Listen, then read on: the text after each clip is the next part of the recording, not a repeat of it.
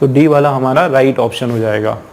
फिर आप देखें इसमें करेक्ट फॉर्म ऑफ आपको एक्सप्रेशंस यूज करना है टू कंप्लीट द सेंटेंस, ठीक है ना। क्या देखो, the worker received a dash when he was injured at work. तो देखो यहाँ पर किसकी बात हो रही है, एक वर्कर की बात हो रही है जिसको प्राप्त हुआ, है ना। वर्कर को क्या प्राप्त हुआ, received a dash when he was injured. तो अब इसमें वर्कर रिसीव्ड अ डैश, अब देखो कोई ना कोई नाउन यहाँ पे उसको प्राप्त हो रहा है, ठीक है।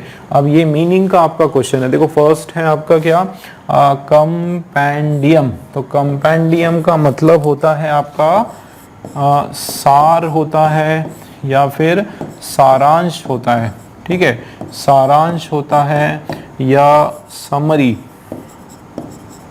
ठीक है ना, समरी होता है। तो बिल्कुल ये आपका इसमें तो कोई मीनिंग ही नहीं आ रहा है ना, आउट ऑफ मीनिंग जा रहा है, ठीक है। फिर कंट्रीब्यूशन, तो कंट्रीब्यूशन का मतलब होता है कोई ना कोई योगदान, कोई ना कोई उसकी तरफ से कोई पार्ट या कोई योगदान, ठीक है। रिफंड, रिफंड वो होता है जब उसको पैसे उसी के वापस मिल जाए, है ना, वापस रिफंड हो जाए। जैसे शॉप पे हमको पैसे इधर, worker received refund when he was injured at work, कि वर्क हुआ तो उसको रिफंड हो गया, कि जो पैसे उसने दिए थे वो पैसे वापस उसको मिल गए, है ना। इस तरीके की तो कोई बात, रिफंड तो यहाँ देने की बात नहीं हो रही है। कंपनसेशन, तो कंपनसेशन का जो मतलब है वो होता है मुआवजा, ठीक है ना। मुआवजा, जब कोई घायल होता है वर्क स्पॉट पे या वर्किंग साइट पर, तो उसमें फिर उनको क्या मिलता है, मुआवजा। फैक्ट्री या कंपनी वाले जो है मालिक उनको मुआवजा देता है, गवर्नमेंट भी देती है मुआवजा, कंपनसेशन देती है। तो यहाँ पे कंपनसेशन आपका वर्ड जो है सही हो गया, ठीक है ना। नेक्स्ट आप देखो करेक्ट फॉर्म ऑफ एक्सप्रेशन हमको देखना है, in order to give up smoking you need to exercise great dash. देखो गिव अप करना मतलब टू क्विट, क्या करना, टू क्विट, क्विट करना, कि अगर आपको क्या क्विट करना है, स्मोकिंग, सिगरेट जो है या स्मोकिंग वगैरह जो है आपको क्विट करना है, तो उस केस में आपको क्या करना पड़ेगा, exercise, you need to exercise great, क्या, you need to exercise means perform, perform या डू, क्या करना पड़ेगा आपको, विल पावर आपके अंदर बहुत ज्यादा आपको क्या करना चाहिए, आपको you need to exercise, perform, do और हैव आपको होना चाहिए, आप में क्या होना चाहिए, विल पावर, है ना। विल पावर मतलब हमारी जो एकदम विल पावर होना हमारे अंदर, है ना, मतलब चीज़ों को समझने, चीज़ों को कंट्रोल करने की हमारे अंदर क्षमता होना, ताकत होना। ये जो वर्ड है एब्स्टिनेंस, ठीक है ना। एब्स्टिनेंस का मतलब जो है वो होता है किसी चीज़ का परहेज करना, क्या करना, किसी चीज़ का परहेज करना या रोकथाम करना,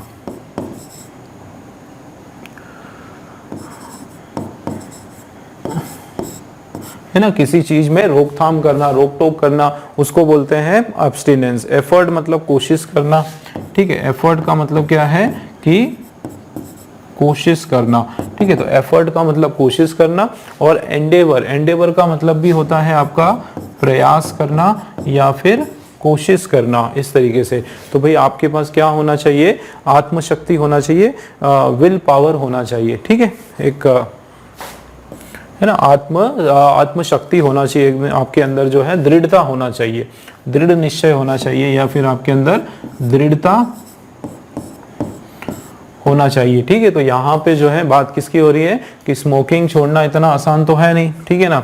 आपको क्या होना चाहिए, बहुत ज्यादा आपके अंदर आत्मविश्वास होना चाहिए, दृढ़ निश्चय होने करने की दृढ़ता आपके अंदर होना चाहिए, ठीक है। उस तरीके से बात हो रही। नेक्स्ट आप देखो करेक्ट फॉर्म ऑफ हमको यहाँ पर मॉडल ऑक्सिलरी देखना है, verb for a given sentence, ठीक है ना।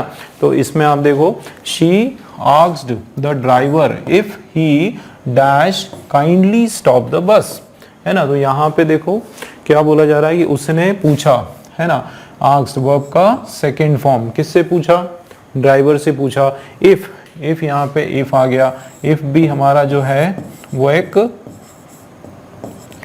कंडीशनल सेंटेंस बताता है। क्या बताता है? Conditional sentence. थोड़ा सा इसका जो आंसर है मीनिंग के अंदर दिया हुआ है, इसका मीनिंग हमको समझना पड़ेगा। शी आस्क्ड द ड्राइवर, उसने ड्राइवर से पूछा कि अगर आप, कि यदि वो क्या करें, if he kindly stop the, if he dash kindly stop the बस, कि अगर वो बस को रोक पाए, क्या वो बस को रोक सकते हैं। तो if he shall kindly, he shall kindly नहीं होगा, इफ ही शुड काइंडली नहीं होगा, शुड में आप उसको ऑर्डर जैसा दे रहे हो। इफ ही वुड काइंडली या इफ ही विल काइंडली, तो यहाँ पे इफ ही वुड क्या है आपका सही, क्या हो जाएगा मीनिंग के हिसाब से, कि इफ ही वुड काइंडली, है ना, if he would kindly stop the बस। तो ये आपका पास्ट की पॉसिबिलिटी की बात हो रही है, ठीक है, पास्ट की कोई सॉरी फ्यूचर की, है ना, आगे की, है ना, फ्यूचर की कोई पॉसिबिलिटी की कुछ बात हो रही है, ठीक है, कि ऐसा क्या, ऐसा हो सकता है, ठीक है, ऐसा यदि ऐसा हो जाए तो, यदि ऐसा हो सकता है तो, है ना, इस तरीके से। तो इफ ही वुड आपका यहाँ पर जो है बिल्कुल सही हो जाएगा, if he would kindly stop the bus, ठीक है। नेक्स्ट आप देखें, यहाँ पर हमको correct form of tense use करना है, ठीक है ना, करेक्ट फॉर्म ऑफ टेंस हमको यूज करना है। देखो क्या लिखा हुआ है, although he dash hard for over 5 years, ठीक है, he hasn't got a degree yet, ठीक है, येट अभी तक, येट आ गया ना, अभी तक। अब देखो यहाँ पे ही hasn't got a degree yet, अभी तक आ गया, एक तो येट यहाँ पर आ गया, है ना, येट का मतलब है अभी तक। अच्छा, इसमें ऑल्दो हालांकि की बात हो रही है ना, हालांकि जो है उसने क्या किया, बहुत मेहनत की, या डैश हार्ड फॉर ओवर। अब देखो दोस्तों यहाँ पे क्या आया, फॉर आया और उसके बाद टाइम फ्रेज आया, है ना, एक तो आपका फॉर आया और उसके बाद जो है टाइम फ्रेज आया, टाइम को बताने वाला आपके वर्ड्स आए, ठीक है। इसका क्या मतलब है, और फॉर आया, सेंस और फॉर आता है, इसका सीधा सीधा यही मतलब है कि हमारा जो सेंटेंस है वो किसके फॉर्म में है, वो आपका प्रेजेंट परफेक्ट और कंटिन्यूस टेंस का सेंटेंस है, ठीक है ना, प्रेजेंट परफेक्ट और कंटिन्यूस टेंस का हमारा सेंटेंस है। और प्रेजेंट परफेक्ट और कंटिन्यूस टेंस का है मतलब आपको पता है कि फॉर्मूला क्या होगा, सब्जेक्ट प्लस हैज बीन या फिर हैव बीन, ठीक है ना, हैज बीन या हैव बीन या फिर V1 ING प्लस आपका जो भी अदर वर्ड्स हैं, उसके अलावा फिर सिंस और फॉर है, और उसके बाद जो है अदर वर्ड्स है जो कि टाइम इंडिकेटर होते हैं, है ना, जिसको हम लोग टाइम फ्रेज बोलते हैं, है ना। ये पूरा बिल्कुल इस तरीके से इसका फॉर्मूला हो जाएगा, है ना, मतलब हमारा ये वाला बिल्कुल सही है, ये वाला हमारा करेक्ट हो जाएगा। देखो आप, although he has been studying hard, है ना, कितना वो मेहनत करते आ रहा है, ठीक है, हैज बीन हैड बीन मतलब ते आ और ये रहा है, ठीक है ना, ते आ रहा है, ठीक है, कब से, बहुत 5 सालों से, ठीक है, फॉर ओवर 5 years से वो मेहनत करते आ रहा है, तब भी ही हैजंट गॉट अ डिग्री, अभी तक उसको जो है डिग्री प्राप्त नहीं हुई है, ठीक है। चलिए नेक्स्ट आप देखें, इसमें हमको करेक्ट फॉर्म ऑफ टेंस लगाना है, our English teacher dash all the books last Friday. देखो लास्ट फ्राइडे आ गया दोस्तों, लास्ट फ्राइडे आया मतलब ये पास्ट टेंस की कोई इवेंट की बात हो रही है ना, तो ये आपका पास्ट का सेंटेंस है, किसका सेंटेंस है, पास्ट का, तो जाहिर सी बात है हमारा सिंपल पास्ट हो जाएगा, क्या हो जाएगा, सिंपल पास्ट में हमारा ये सेंटेंस आ जाएगा। और इसका मतलब है आपका कि सब्जेक्ट, ठीक है ना, उसके बाद वर्ब का सेकंड फॉर्म और ऑब्जेक्ट या अदर वर्ड्स, ठीक है ना, इस तरीके से बिल्कुल। तो सिंपल पास्ट, ये देखो आर इंग्लिश टीचर, ये सिंगुलर, सब्जेक्ट ये वर्ब का सेकेंड फॉर्म, बिल्कुल ये आ गया हमारा करेक्टेड वर्ब का सेकेंड फॉर्म, ये हैज हैड विल ये सब नहीं आने वाले, ठीक है, सीधा आपका वर्ब का सेकेंड फॉर्म ये हो जाएगा। देखो और English teacher corrected all the books last Friday, पिछले शुक्रवार को ही जो है हमारी इंग्लिश की टीचर ने सभी किताबें करेक्ट कर दी, ठीक। नेक्स्ट आप देखो, यहाँ पर भी हमको करेक्ट फॉर्म ऑफ टेंस बताना है। देखो I dash you know the result as soon as it is announced, है ना। तो एज सून एज का मतलब होता है जैसे ही, ठीक है ना। एज सून एज का मतलब होता है जैसे ही, है ना, जैसे ही।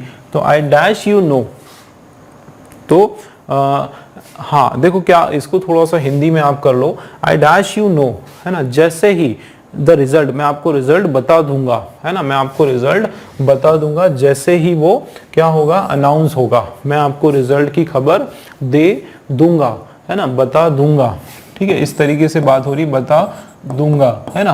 तो क्या बताएगा, मतलब ये सिंपल फ्यूचर का आपका सेंटेंस आ रहा है ना। ये किसका आ रहा है, फ्यूचर का सेंटेंस आ रहा है। तो सीधी सी बात है, क्या हो जाएगा, आई विल लेट यू, है ना। लेट का मतलब बताना, तो I will let you know the result as soon as, है ना, जैसे ही ये अनाउंस होगा, है ना, जैसे ही ये अनाउंस होगा या हो जाएगा, मैं आपको तुरंत वो रिजल्ट क्या बता दूंगा, आई विल लेट यू नो, ठीक। तो ये आपका फ्यूचर में आने वाला है।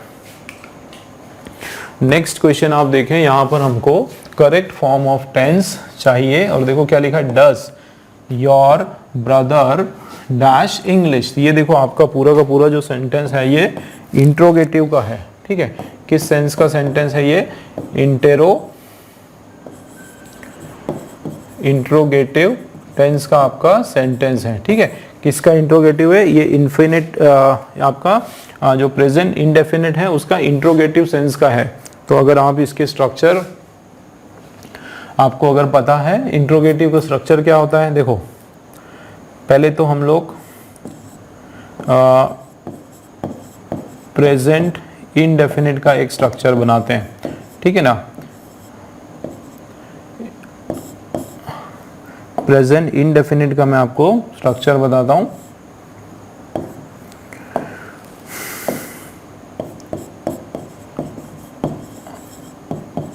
इंडेफिनिट का हमारा स्ट्रक्चर है, देखो सीधा सा सब्जेक्ट, उसके बाद वर्ब का आपका फर्स्ट फॉर्म या वर्ब का फिफ्थ फॉर्म, उसके बाद हमारा ऑब्जेक्ट, ठीक है। ये आपका सिंपल है। अगर इसी का मैं क्या करने वाला हूँ, नेगेटिव करने वाला हूँ, इसका मैं क्या करने वाला हूँ, नेगेटिव करने वाला हूँ। तो नेगेटिव जब मैं करूंगा तो अच्छा एक मिनट,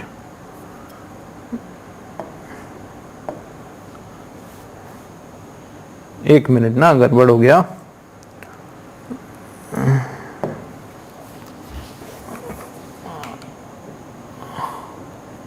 अच्छा ये पूरा डिलीट हो गया, चलो कोई बात नहीं, ठीक है। अब ये हम लोग इसकी बात कर रहे हैं, है ना, ये वाला क्वेश्चन। अरे पेन क्लिक नहीं हुआ, चलिए अब वापस से करते हैं। तो ये हम लोग इस क्वेश्चन की बात कर रहे हैं, ठीक है। ये आपका जो है ना क्वेश्चन, ये देखो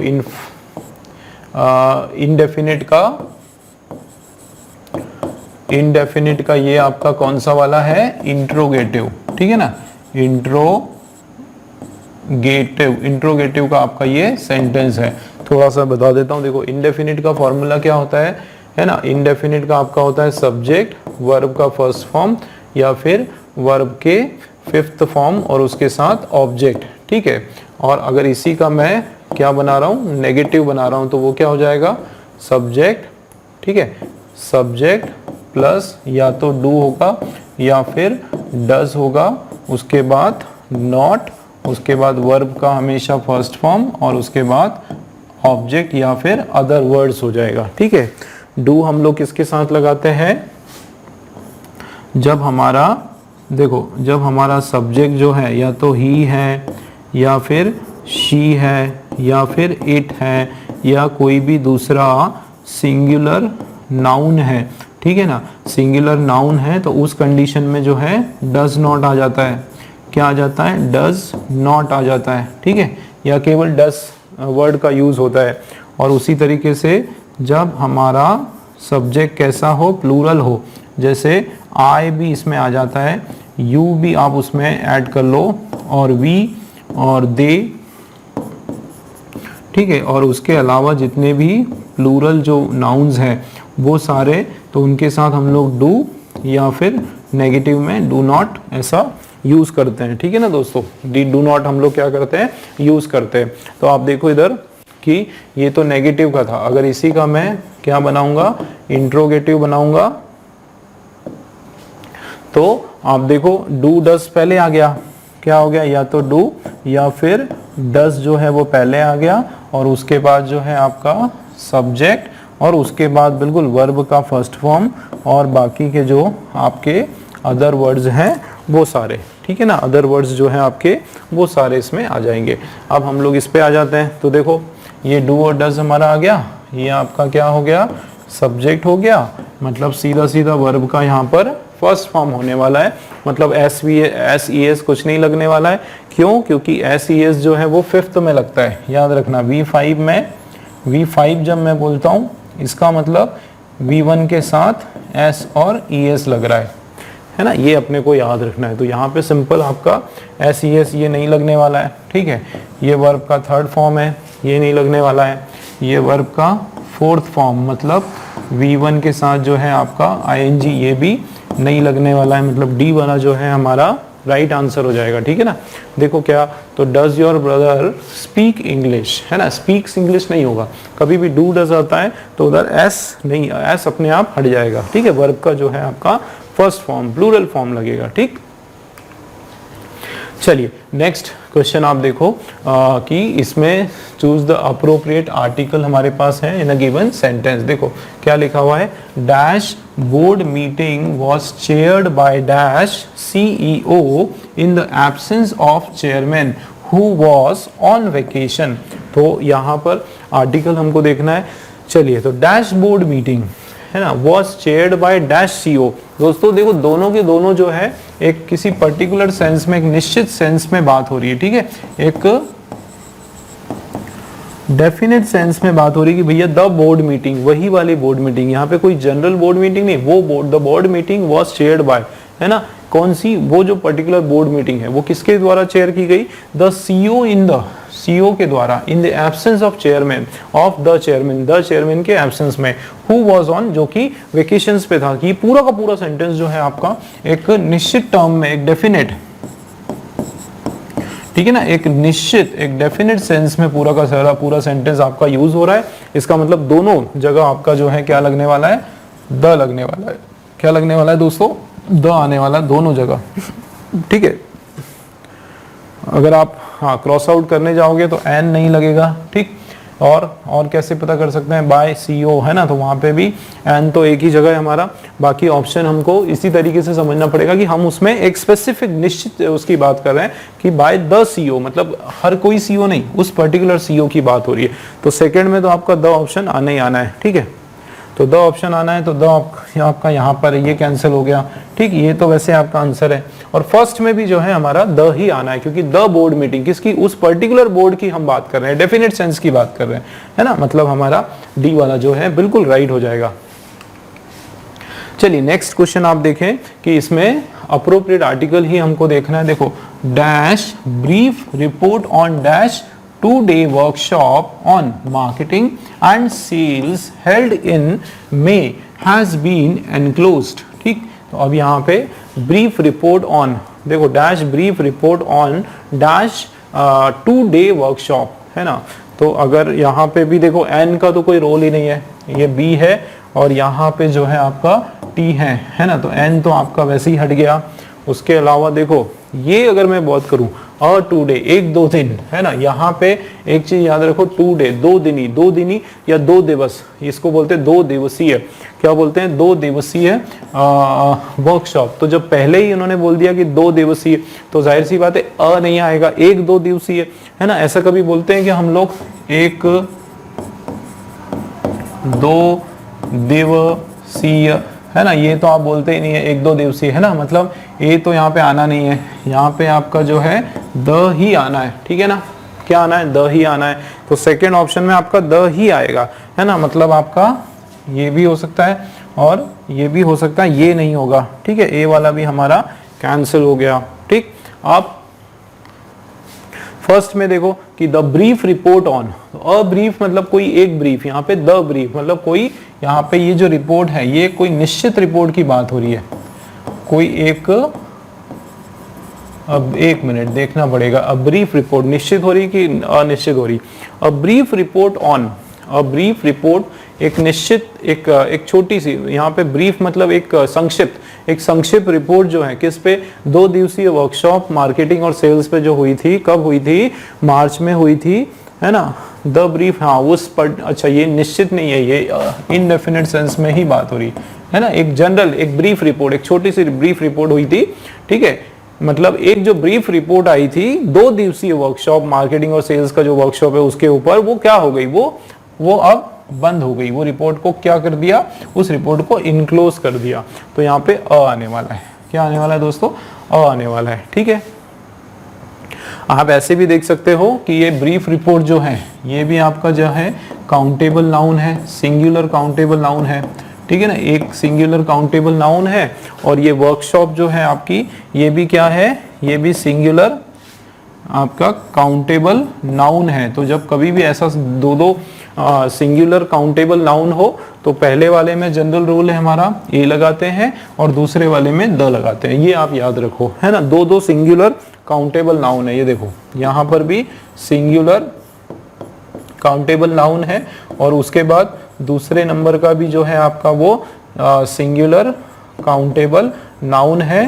तो पहले वाले केस में हम लोग क्या लगाते हैं, ए लगा देते हैं, ठीक है, पहले वाले नाउन के आगे ए लगा देते हैं और दूसरे वाले नाउन के आगे हम लोग द लगाते हैं। ये थोड़ा सा आप लोग याद रख लो, ठीक है। Singular countable noun, singular countable noun, first में ए, सेकंड में द, है ना। तो मतलब हमारा जो है कौन सा वाला राइट है, ठीक है ना, कौन सा आपका राइट हो जाएगा, ये वाला हमारा राइट हो जाएगा, ठीक है ना, ये हमारा रॉन्ग हो गया। चलिए नेक्स्ट क्वेश्चन देख लेते हैं। यहाँ पर करेक्ट हमको अप्रोप्रिएट ऑप्शन हमको देखना है। तो देखो, there was dash food to feed an army, तो there was dash food to feed an army. अच्छा, तो देयर वॉज कैसा, फीड, आर्मी को फीड करने के लिए एक क्या, किस सेंस में बात हो रही है, ये पूरा का पूरा सेंटेंस मना करने में हो रहा है, आप बताओ, पूरा का पूरा सेंटेंस मना करने में हो रहा है या हाँ करने में हो रहा है ना। तो जाहिर सी बात है एक पॉजिटिव सेंस में हो रहा है कि भैया आर्मी को खिलाने के लिए, आर्मी को देने के लिए काफी फूड है ना, प्रचुर मात्रा में जो है फूड जो है वो अवेलेबल है।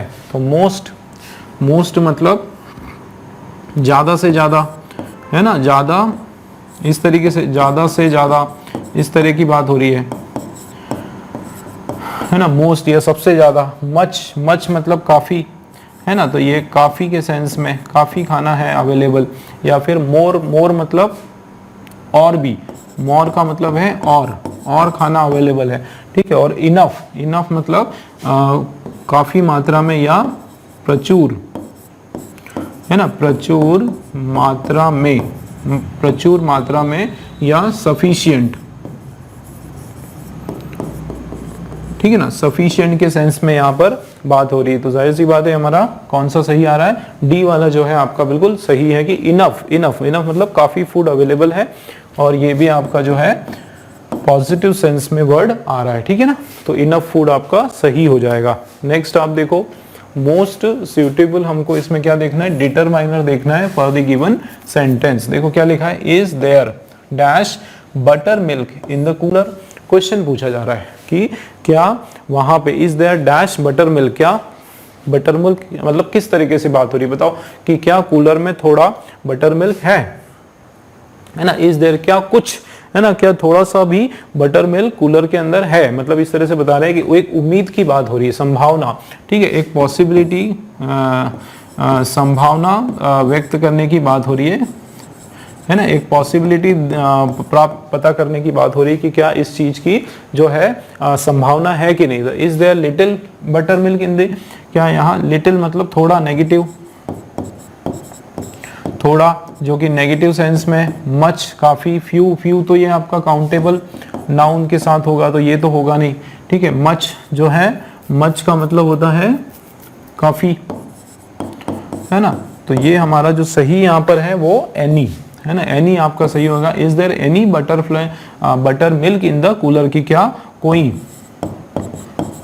क्या कोई या कुछ, है ना, कुछ के सेंस में, है ना, कुछ के या थोड़ा सा, थोड़े से के सेंस में यहाँ पे बात हो रही है, ठीक है ना, थोड़े से के सेंस में यहाँ पे बात हो रही है, थोड़ा सा, है ना। तो यहाँ पे एनी जो है हमारा बिल्कुल राइट है कि इज देयर एनी, क्या कुछ थोड़ा सा भी बटर मिल्क जो है कूलर के अंदर बचा हुआ है। नेक्स्ट आप देखो, चूज द पैसिव, इसमें हमको जो है पैसिव फॉर्म में कन्वर्ट करना है ना। Passive form, passive of the following sentence. अब देखो इसमें क्या लिखा हुआ है, सेंटेंस हमारा क्या है, ये वाला, शट द डोर, कि दरवाजा बंद करो। तो दोस्तों ये आपका जो सेंटेंस है क्या लिखा हुआ है, शट द डोर, ये आपका जो है एक इंपेरेटिव सेंटेंस है। ये आपका कौन सा सेंटेंस है,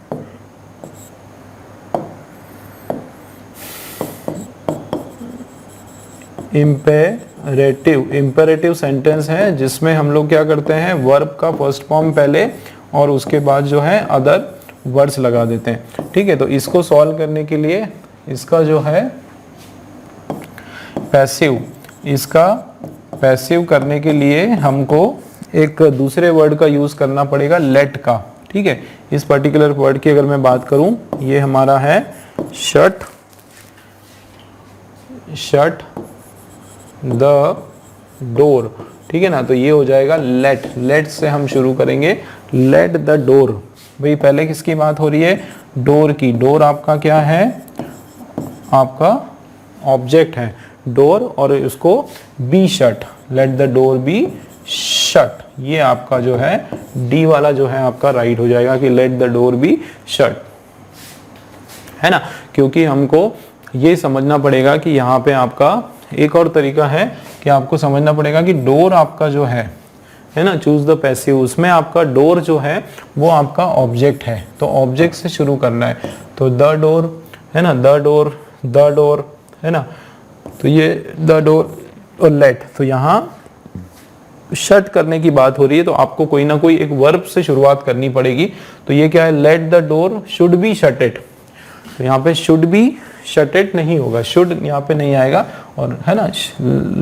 और दूसरा ये कि शट का जो तीसरा फॉर्म है वो भी शट होता है। एक ये सबसे बढ़िया तरीका है आपको हिंट पता करने के लिए, V1, V2 और V3, कि शट जो वर्ड है उसका सेकेंड फॉर्म भी आपका शट होता है, और आपका थर्ड फॉर्म भी जो है वो भी शट होता है। ये सबसे बढ़िया तरीका है। ठीक है, शटेड होता ही नहीं, शटेड कोई वर्ड नहीं होता है। इससे आपको बिल्कुल क्लियर पता चल जाएगा कि आपका जो डी वाला ऑप्शन है वो बिल्कुल सही ऑप्शन है। ठीक है ना दोस्तों।